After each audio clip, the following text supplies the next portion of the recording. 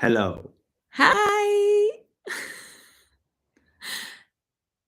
It's cool to be here. I'm just always so confused with when it's live, but yeah, it's fine. We just came out of a really, really nice long German live stream, and so happy to have had so many people there. And we see one entering now.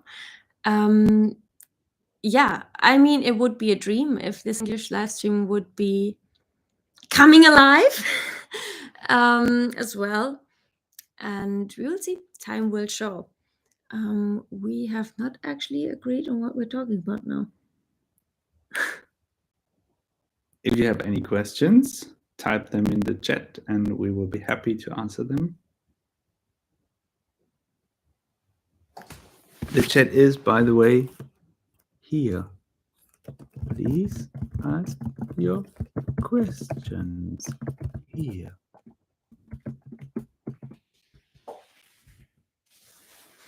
Yes, we had a lot of what would you say was the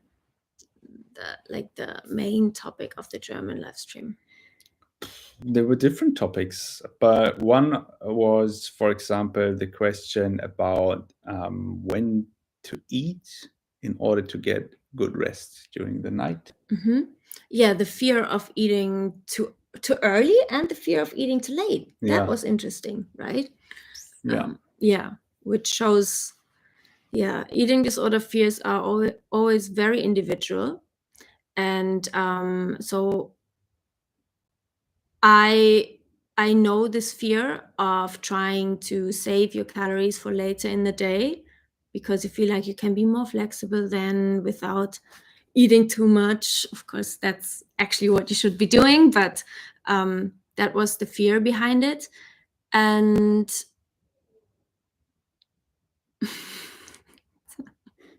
just someone actually sneezed, or how do you say? Like cleaning The his neighbor. nose. It sounds like an elephant. And then other people worry, and I was also one of them. I had many, many different fears. The fear of eating too late, too close to sleep, because then it interferes with the quality of sleep. And that's what they say. And logically, it also makes sense.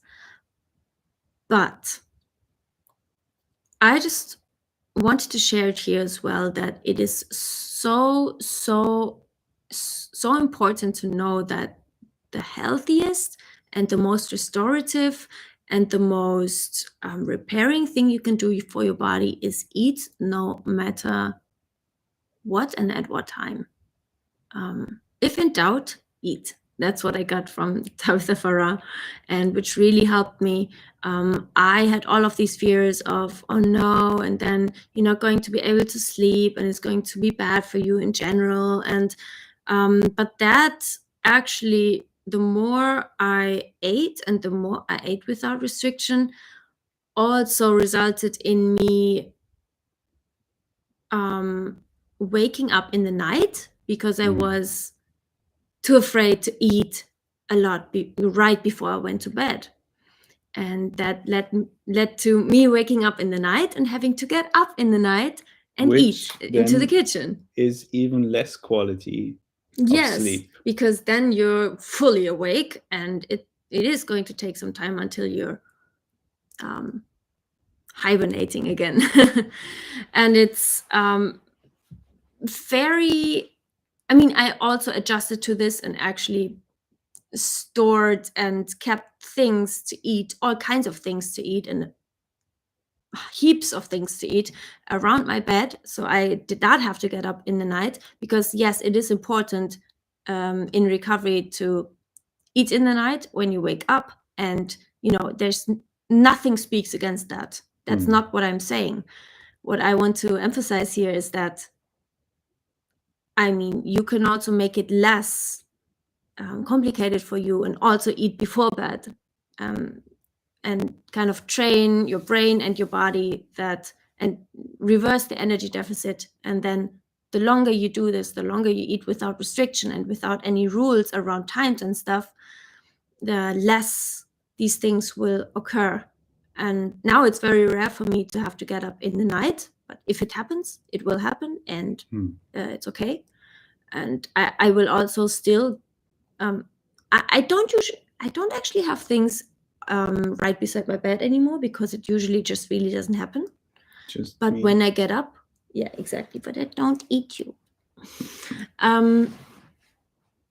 But you for sure are a snack. But what you are making sure of is that you eat enough before going to bed. Yes, exactly. And also throughout the whole day. That's the first question is also part of that. That made a huge difference for you, because you had bad sleep quality in the past.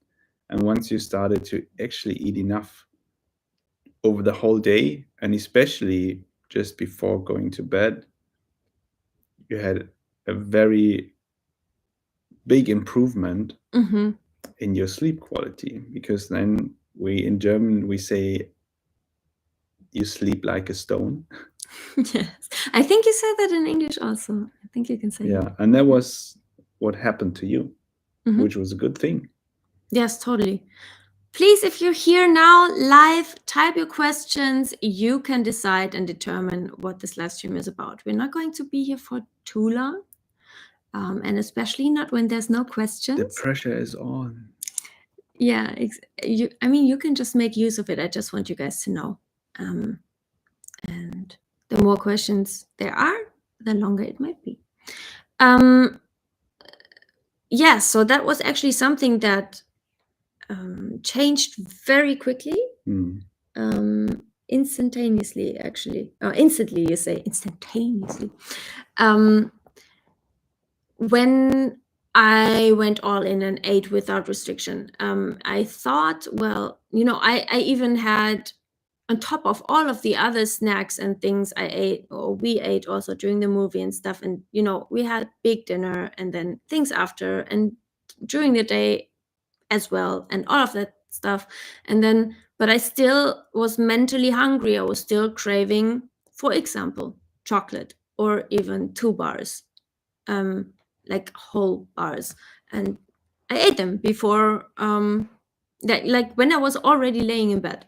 And yes, it feels so extreme, and it feels so unhealthy and so harmful and all of that stuff, but I was committed and I made it happen anyway.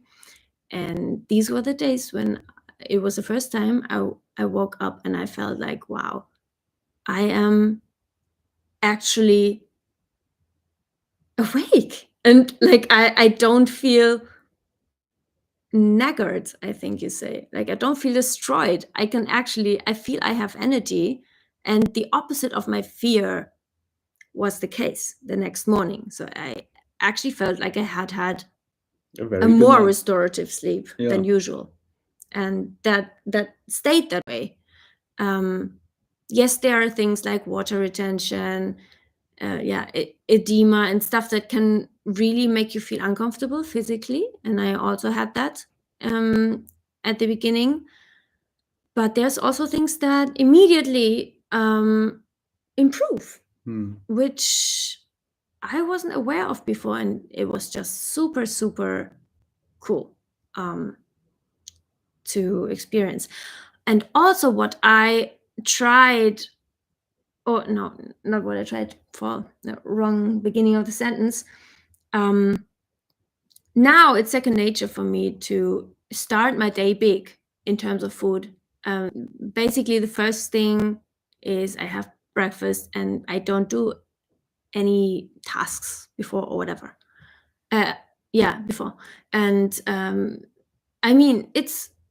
it's not common anymore, I think, nowadays, especially when you meet with friends or so, or have any kind of hangout somewhere with anyone, and then it's maybe around lunchtime, or especially on the weekend when people are brunching, and it might be at 12 o'clock, and then usually people will not have had breakfast before. And especially women. Yes. And then it's not a rare occasion that I will notice that, well, okay, and so again, it's me, the only one who has had breakfast before, and it's really sad, because I don't think it's healthy in general for these people to, because I don't think most of the time that people wouldn't have wanted breakfast. I think most of them would like to, but they think it helps them save calories for later, basically. That's the normal dieting stuff, right? And I now embrace being one of the rare people and one of the rare women who who just get in the calories from the beginning on in the day. It was a really, really crucial step for me in recovery also, which I've kept until today, and will also keep until forever. So Tina is asking a question.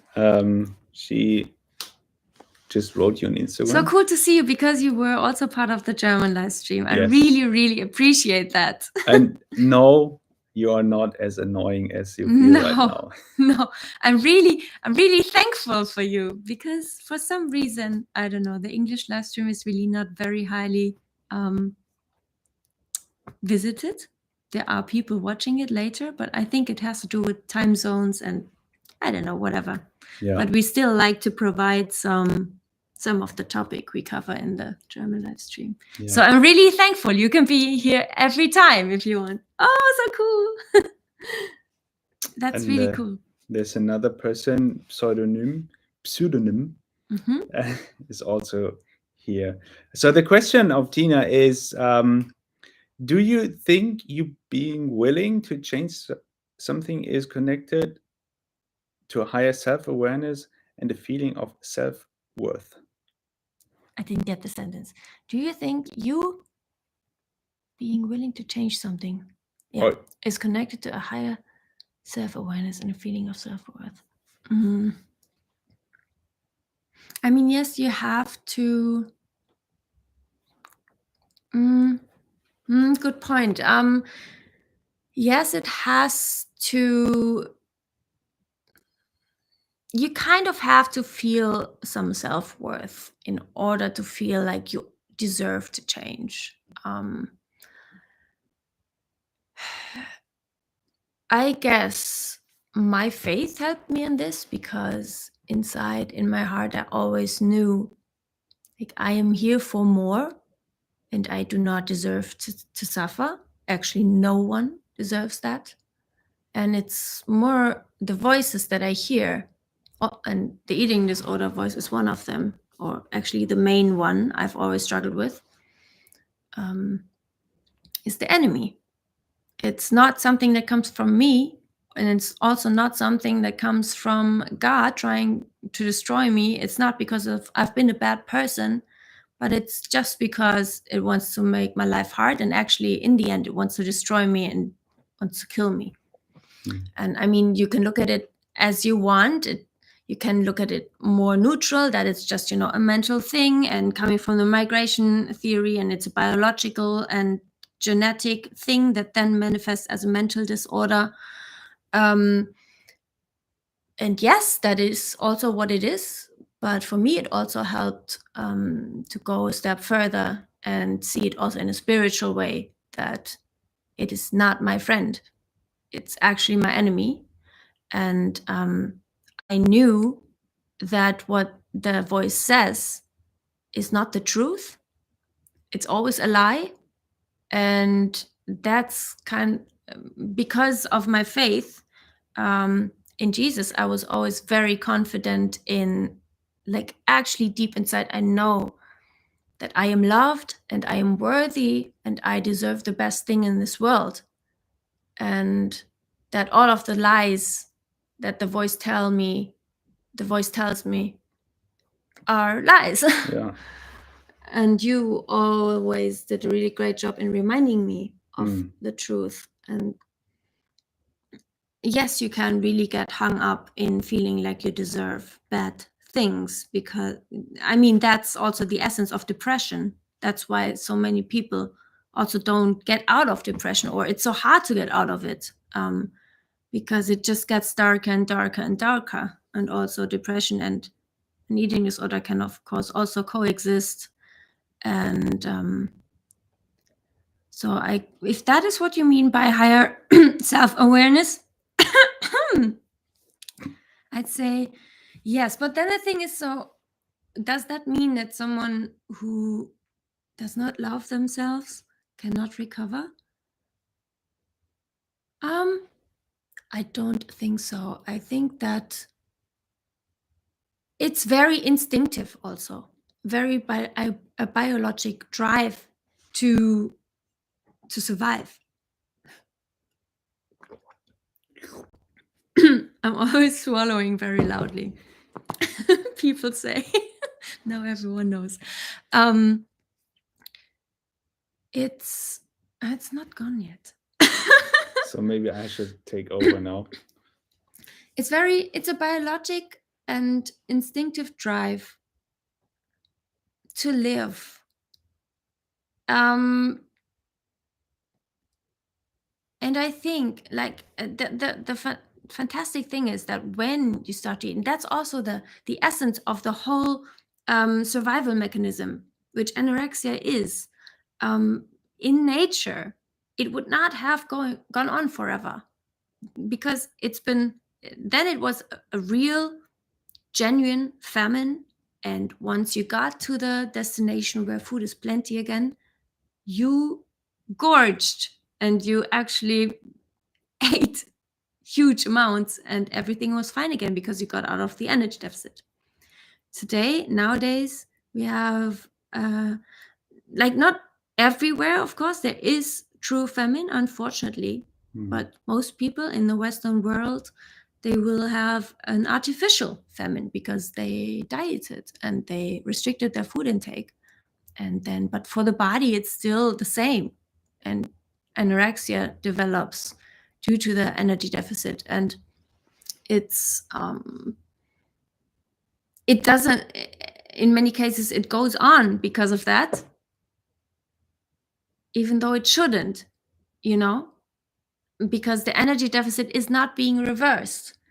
And so what I find interesting is that when the energy deficit starts to be reversed, when you go all in, when you eat without restriction, without a maximum calorie intake, then also the drive and the lust, if you will, and the not I think lust is the wrong word, but like the need and the desire to live come back also, because you feel like, wow, I actually, like, I can imagine if I go on this way, I can actually imagine myself to be recovered and at one point. And I can actually live without those fears and live a bit and be all these things I want to be spontaneous, flexible, relaxed, all of these dreams you have. And yeah, it's so super, it's just so interesting how it works, that you can actually kind of press or make a switch, and the body can switch, a biological switch between, you can actually kind of switch off the anorexia and turn it on. And it's really fascinating. I can recommend Tabitha Farrar's books for that, which helped me, which I'm also translating now. And yeah, I'm also here, and it's so cool to have you guys here. Finally, someone's here. Yeah. And Tina says you know her in person, so you. Oh, I know you. Okay. Does David also know you? I don't think so. I will see. I will read later in Instagram. Yeah. Because I don't know right now. And Pseudonym is asking a question. Was your husband, that's me, once annoyed by your thoughts, questions, and eating rules? It's a very good question. Be honest. I'm very honest. Yes. And I never was annoyed that you had these thoughts or eating rules, and also questions, because we were like talking a lot about this topic on a daily basis, and questions also repeated themselves quite a lot, like over and over. You asked the same Every questions. day, yes. How will this work out, and isn't this insane to do so, and so on. Like those kind of questions came over and over again. So I wasn't annoyed about the fact that you had these questions, but over time, it really annoyed me that there was no real progress in it. And I still remember the day when I said, I don't want this anymore. Like the situation as it was. Can you back say then, it in German for once? What you actually said literally? Ich habe keinen Bock mehr auf die Scheiße. Yeah. Like I was really not really upset, but I came to Yes, you were upset. I came to the realization that over the past maybe even years, nothing really changed, and that was then the time for me when I realized, okay, we have to step up in this game a little bit. Like we have to reach the next especially level. in a quasi recovery, when I was thinking like, this is it. And then we kind of got into conflicts just because of the eating disorder around things like food and stuff. And I was just like feeling that physically, yes, things are changing, but like mentally nothing is changing. And I felt like I just was in a crisis myself, and I chose, and it was always the right decision to communicate it. And in this case, in my case, it was David. And I knew I have to get out of this at some point. And this theory made so much sense for me that I wanted to also him to understand this. And I wanted to know what he thinks about this, because he thinks very rational. And I also hoped for the rationality to also help me to really go for it. And I knew it was the last thing. On one side, it was really the last thing that I wanted, because it's so much easier to keep it secret, because then you can still take a step back and pretend like never anything happened. And okay, we just go back and no one ever knew about it. But I was glad I did it. And I am very glad about these moments where David said, he actually kind of pleaded me, begged me to go for it finally. Like, because I was seeing there was no progress, and it made me even suffer to see her not progressing anymore.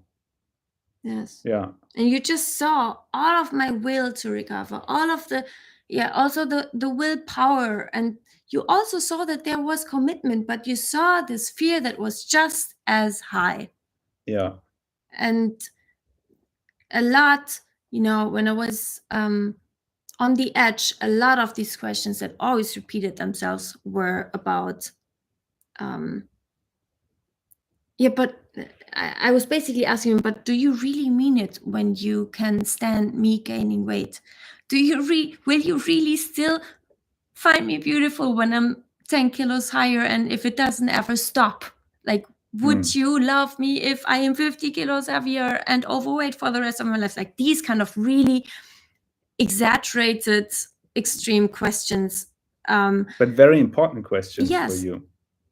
And for anyone. Like, let's face it, it's like so many relationships end when big things change. And then it's like, okay, my love is not sufficient for this now, bye. And it's like very superficial. And it's been very, very enriching for our relationship.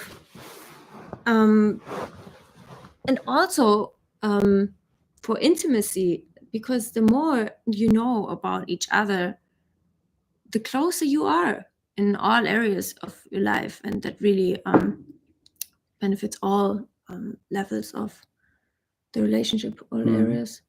I think also pseudonym means like not only when I was wanting to recover, but maybe also when I was still deep in my eating disorder. I don't think you were really annoyed because it was secret. It was kind of secret, and as I said last week in the live stream, because there was the question if I should have, or if I regretted something like in the past for doing or not doing. And I said, well, the only thing which comes to my mind is that I didn't actually realize how bad things were for you. Yes. Early enough. So my only regret is I should have realized earlier that something is still off. And so back then, when like in pre-recovery times, no, that wasn't even like, for me, it was not a problem. For me, because I didn't know what was happening. It was like, she looks fine, she's healthy, she's happy, she's doing sports, like just the normal life, basically. So I didn't really realize. And so that's why it wasn't annoying for me or anything. The real struggle or the hard time came when you actually started recovery, because that was, I think what we could say is that it was exhausting for you many times. It might not have been annoying, or maybe the eating disorder annoyed you at times, right? It's like you also didn't want to deal with this enemy. Of course, yeah. It was exhausting, and like, here we go again. But we both committed and said to each other, we want these things to be discussed. We want these things to be verbalized and communicated so we can actually fight against it, and he can support the fight. Yes. And understand it. That was what you wanted the most. You really wanted to understand it, so you know what to say, and also you know how to support me the best, and how to decode like the eating disorder thoughts and the behavior out of it. Yes. Yeah, exactly. Tina, it's not about loving yourself for me, but I admit it is hard in English. I don't get it. That's connected to her first question. I think she replied while you were talking. Okay. Yeah, but does that stand in conflict with what we said? I don't know. Maybe you can detail it if you have if you want to say more about that or want more opinion on that, Tina. Nora, hi Nora, nice to see you. Okay, so this is an English live stream, but if it's a short question. But maybe it's hard for her to write in English. Yes, exactly. Is it okay? Can you write down, is it okay if we answer in English? Ist es okay, wenn wir es auf Englisch kurz beantworten? Or like in this live stream, because this is an English live stream. But nevertheless, the question is, how would you talk to like specialists in terms of like fitness? How would you talk with them about the topic of calories and starvation? You mean explain them? Okay, she says she understands perfectly. Okay. And also not only the fitness experts, but also general physicians. It depends on if they ask me for it. So you mean when someone asks me who is a fitness expert or a doctor? Because I would not go to someone and just educate them just because it's just so controversial, and I would just prefer to keep myself sane and in peace as much as possible, because Okay. So she's referring to the general argument that 2000 calories is enough for a female. Okay, so let's assume I'm at a doctor, or I was at the doctor, for example, with my hands, and I also told him, did we tell him about the eating disorder? I don't know right now. I think once we said. Yes, but he didn't actually I think we said it was in the past. So yes, there exactly, was no exactly. actual... To give him a reason to maybe think about, could that have to do with the fingers? He basically did not even go into that. So okay, let's assume I go to the doctor and they out of the blue say 2000 calories is enough for a female.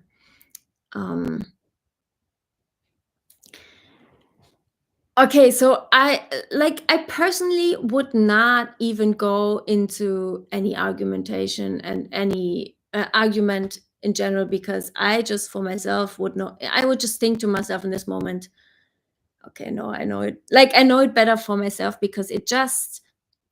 I know that this is like a general kind of ballpark that might be recommended in many calculators and for many professional expert institutions, but you just need a brain to know that this cannot be the same number for everyone, and period. It's like, you don't have to be a doctor for that. Sorry, not sorry. Yeah, I mean, just the fact that there is a number out there saying 2000 calories, actually it's also kilocalories, which is even more, but she knows. Is enough for a female person. This is just an average compiled from loads of studies and so on across the world, and this only takes into account the probably the healthy person. Yes and no, I would say, because the healthy person in the public government's eye, let's say. But the thing is, what is healthy nowadays? Many blood value ranges, for example, are based on the unhealthier population, namely those people who actually go to the doctor and get blood drawn. You know what I mean? It's not actually the healthy people that are the reference. It's actually the unhealthy people. And so the question is always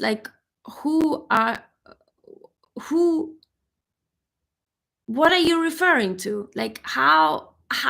Who is ever going to be able to calculate, okay, your body is needing this many calories because this and that? It's not going to happen.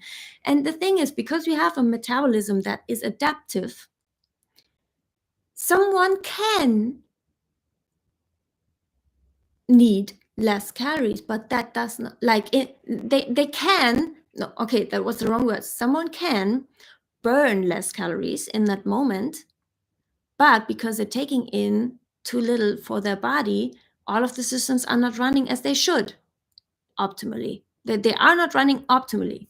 And so even though they are not burning as much as they would if their metabolism and all the systems were healthy, if there had not been an energy deficit, even if that is the case, it doesn't mean that they should actually burn far more.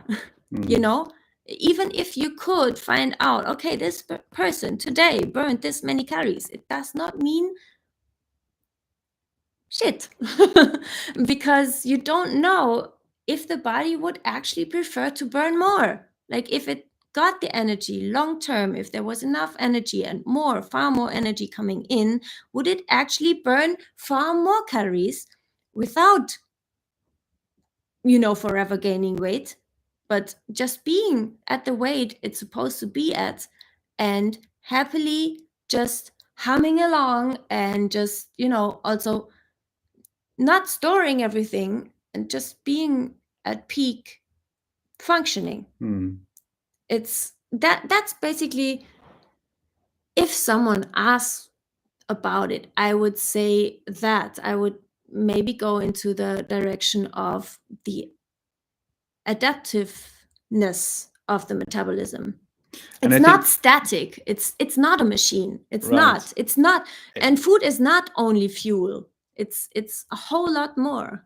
And it's so situational. It depends so much on the situation where you are in, right, or where your body is in right now. So let's say, for example, like we all know that the basal heart rate of a human is around 60 beats per minute.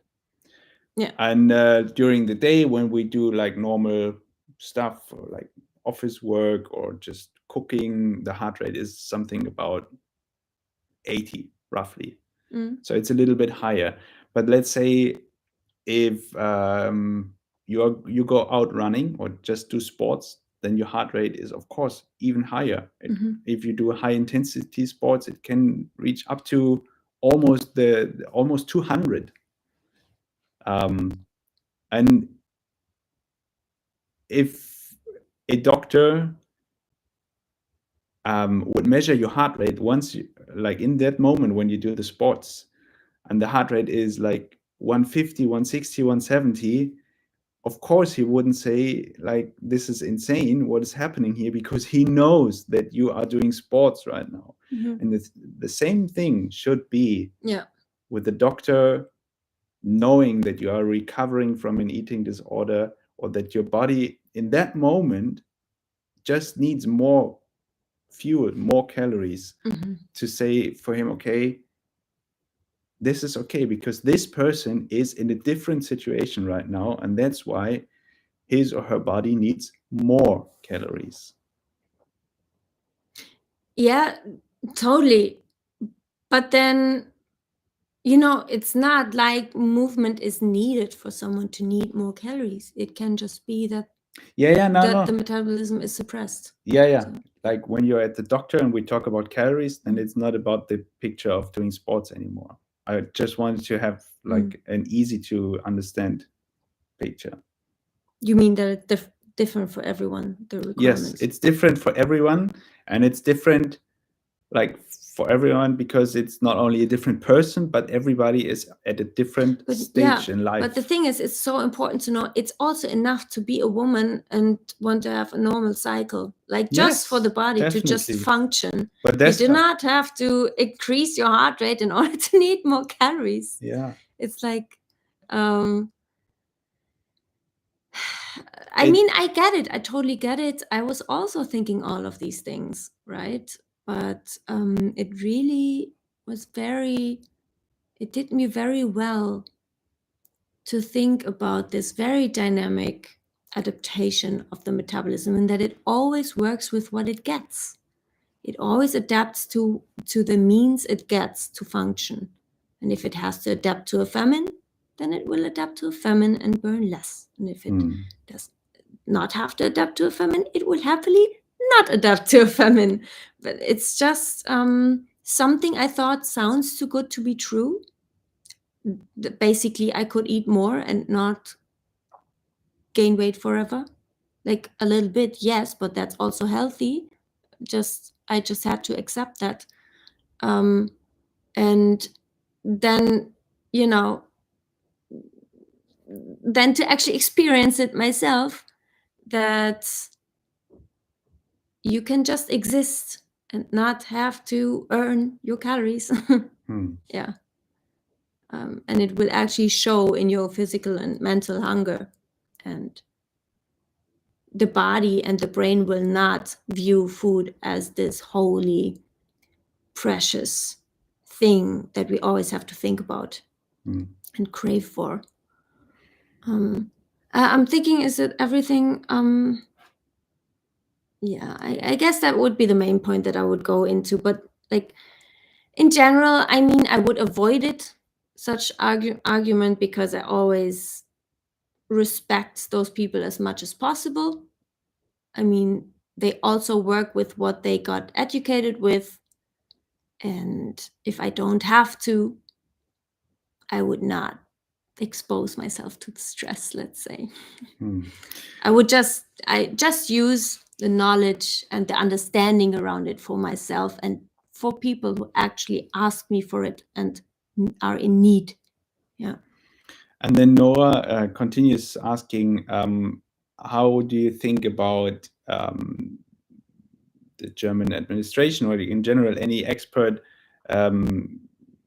saying that you have to do at least 150, I don't know, minutes, I guess, of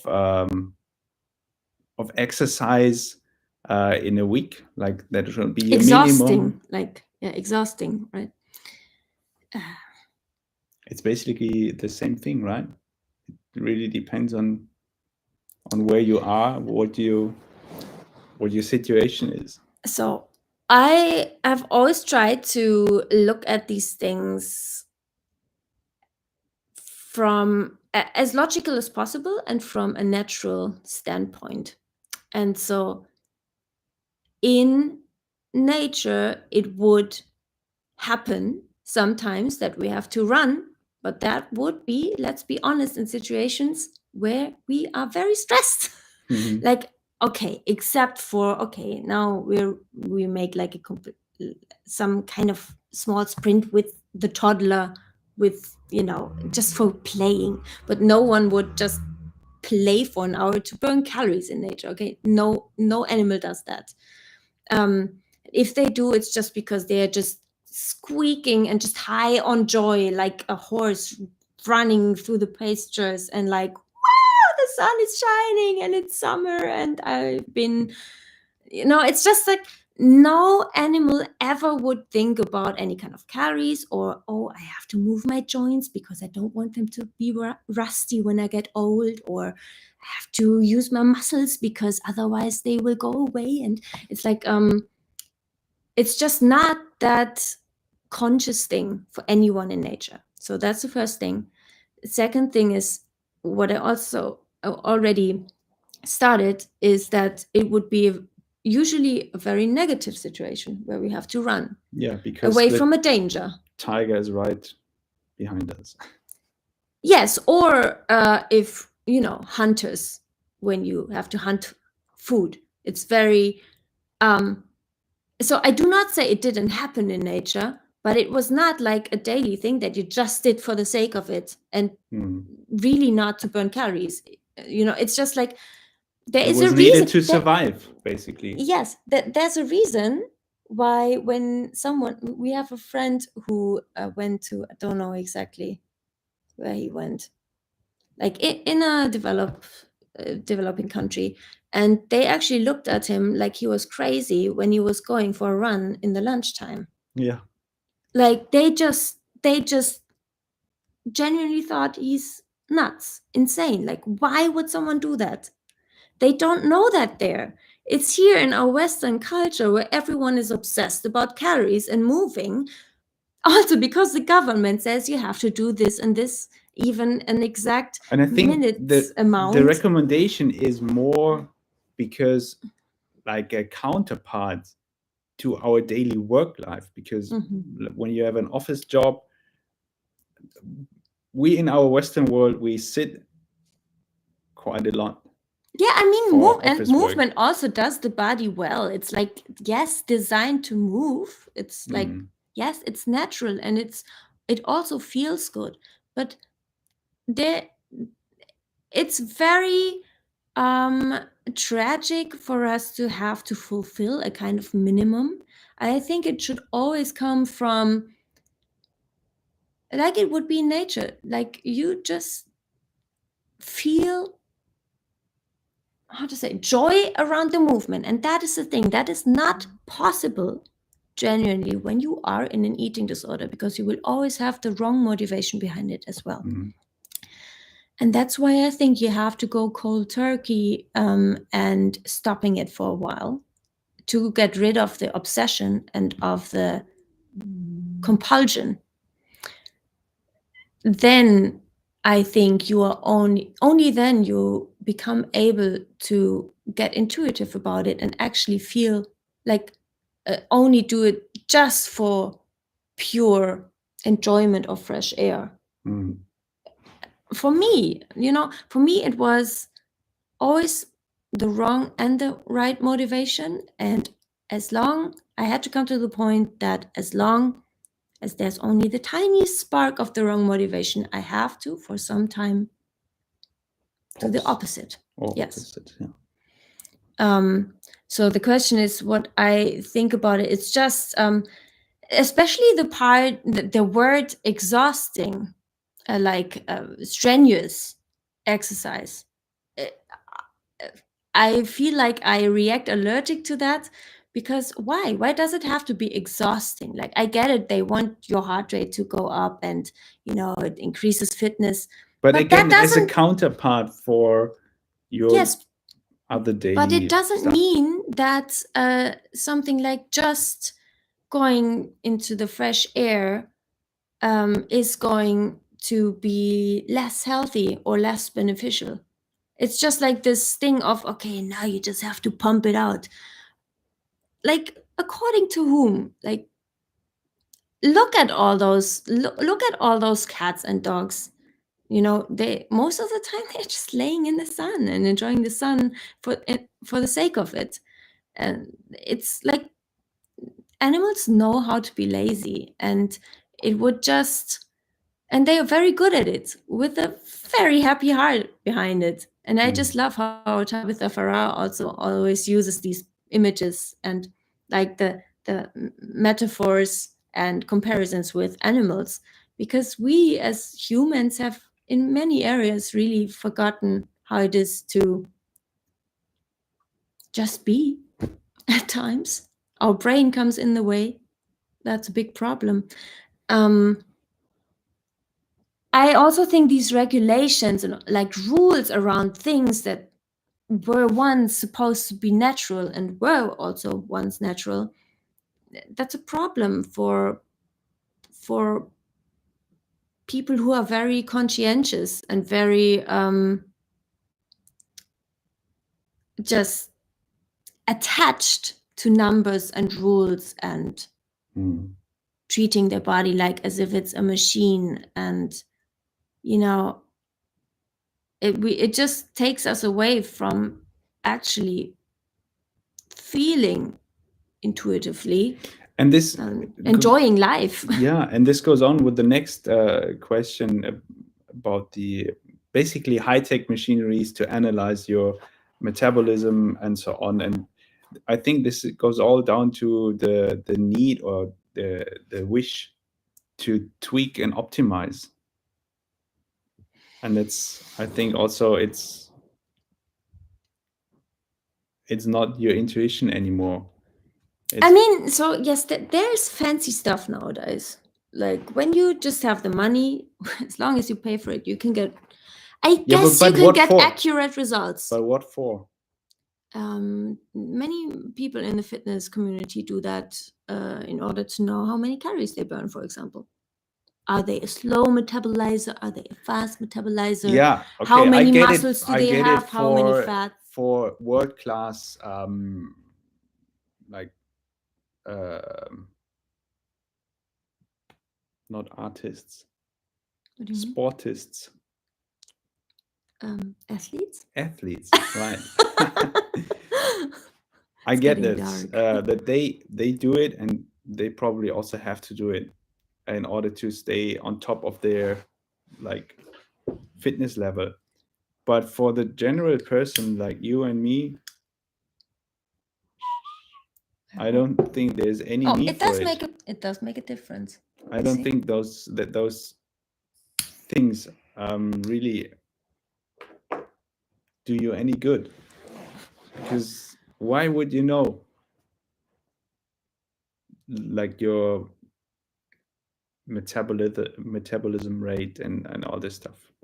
It's the OCD behind it. Yeah. So you ask, it's really strange, right? Yes. I just but it's a nice lighting. Okay. We didn't think it would go so long, so we are positively surprised, and so this is our magic lighting today. I am not an expert in these machines. I don't know like to which percentage they are really accurate enough or not.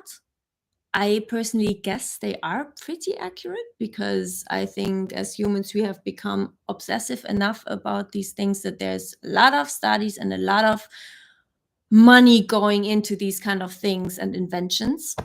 So I guess if you really put in like the money, then you kind of know. But the thing is, you don't ever want to get to the point. I think. Do you want to hold the candle? No. No. Then there wouldn't be any romantic anymore. Okay.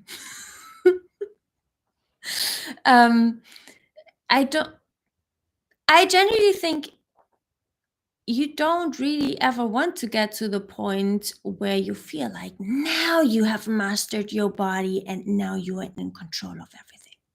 Because to be honest, you will never be. There can always happen something that we humans have to learn. We do not have things under control all of the time, as much as we want to. We are also part and victim of higher catastrophes, like that's just life.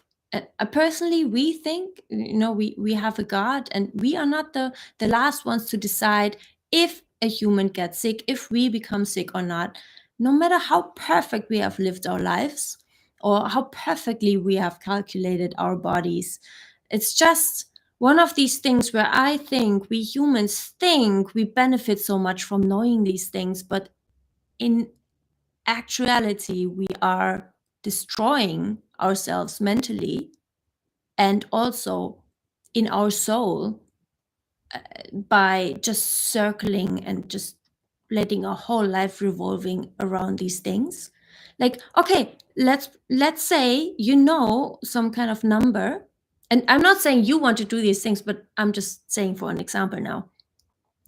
If someone goes to a fitness machinery and you give them the money and it's a heck of a lot, and then you just get some number spit out, and then you're going to be like, I mean, why would you not? Because otherwise you can just save the money, right? I mean, you paid for it. Now you're going to do something with it. You take this number and say, okay, I'm going to eat this number every day now. Okay, hello, obsession. Hello, like you're just damned now. You've just damned yourself to live according to this number and exercise according to this number and breathe according to this number and just determine everything you do and live and eat and track and sleep and according to this number. And God forbid it's like 100 calories more, then you will have to make up the next day or run for 10 minutes more. And it's like you're actually becoming a slave of a stupid number, and it's going to take away life from you. I think it's like with all of the diet hacks in the industry, they all want your money. I mean, you can just make so much money with the insecurity of people. That's basically what the whole industry is based on, upon our own fears and insecurities and our low self-confidence. And then, yeah, I mean, you don't actually gain something from it. You lose a lot. Because now you know the number, you cannot unknow it, right? You now have to do something with it, because otherwise you would have lost something. Like, I mean, it would not have had made any sense why you found out the number. And so you're now a slave to the number, and just is another brick in the wall that makes your life a prison. It's just, I mean, it helped me very much to think about these things. Like, why does the eating disorder want me to know things? Why is it so rigid around these things? Why do these things have so much power? Well, it's because it tries to tell me that I will win something and gain something out of it. But in the end, it destroys me. It does not serve me. I serve it. I serve the number. And isn't it really super sad to wake up to this truth at the end of your life? saying, well, the highlights that I had were when I perfectly matched the number at the end of the day. Gosh, that's sad. Even like a century ago, we didn't even know what a calorie was. Like, I don't know the exact time, but that's a perfect plan for distraction for humanity nowadays. It's really, really sad. I'm interested in your opinion and your thoughts. I mean, also anyone who watches this live stream later, let's discuss in the comments. Yeah, but I was also, I mean, I totally get why you ask these questions. I was also very intrigued and very fascinated by these things. Also, you know, thought, oh, it would be so cool to know how much muscle and what my fat percentage is. Then I could also calculate for myself better how much calories. I mean, and it's just this pseudo control. It's like it's you think then exactly you know, but I think personally, and that is the last point I say to this, is all of these calculators that you find online, they highly, highly underestimate your needs. And I think it's because everyone is just always looking and like looking at the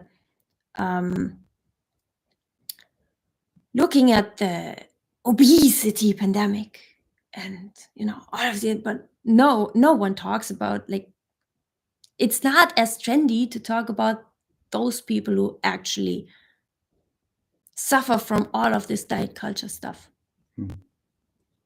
Even now that for a few years, there's already a lot of people who are saying, you know, anti-diet culture. But I think diets are one aspect and one reason why we got to the obesity. You know, it's just, yeah, we people try to control everything. And I think we just kill ourselves in the process. What do you think about it? Yeah, absolutely. That's a lot. That's a lot. I agree. I don't like these things. Yeah, I mean, you never cared about this stuff at all. No.